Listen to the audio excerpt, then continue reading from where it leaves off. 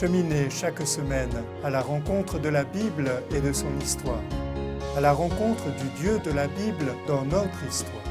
Écoutez les mots du livre, feuilletez les pages du livre et nous émerveillez de ce qu'elles disent.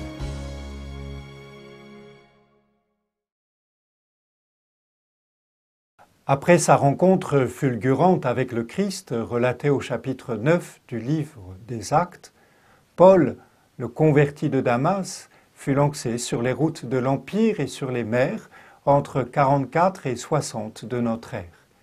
Les écrits de Paul lui-même attestent des lieux où il est passé et des communautés qu'il a fondées ou auprès desquelles il a vécu. Dans le fil du récit des Actes des Apôtres, rédigé par Luc, 4 grands voyages peuvent être distingués. Un premier voyage décrit le déplacement de l'apôtre d'Antioche de Syrie à Chypre, puis de Chypre vers l'Asie mineure et son retour à Antioche. Un second voyage conduit l'apôtre à travers l'Asie mineure, puis la Grèce, avant de retourner sur Césarée.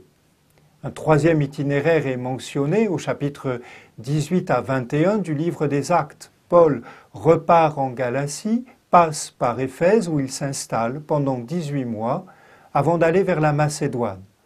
Enfin, il est question d'un dernier voyage, raconté avec de nombreux détails, celui du transfert de Paul à Rome au chapitre 27 du livre des Actes. Ces voyages missionnaires de l'apôtre sont semés d'embûches.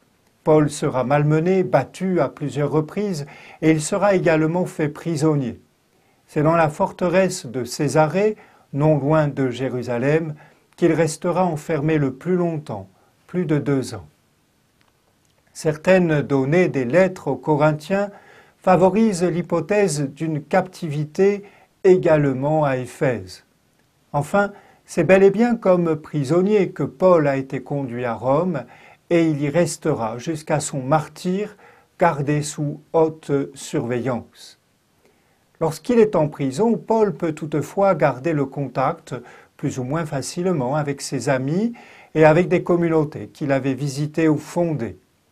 Depuis sa prison, il rédige des épîtres que l'on nommera très vite épîtres de la captivité. Les épîtres aux Éphésiens, aux Philippiens, aux Colossiens, ainsi que le billet à Philémon. Certains historiens ou commentateurs discutent toujours l'attribution à Paul des épîtres aux Éphésiens et aux Colossiens.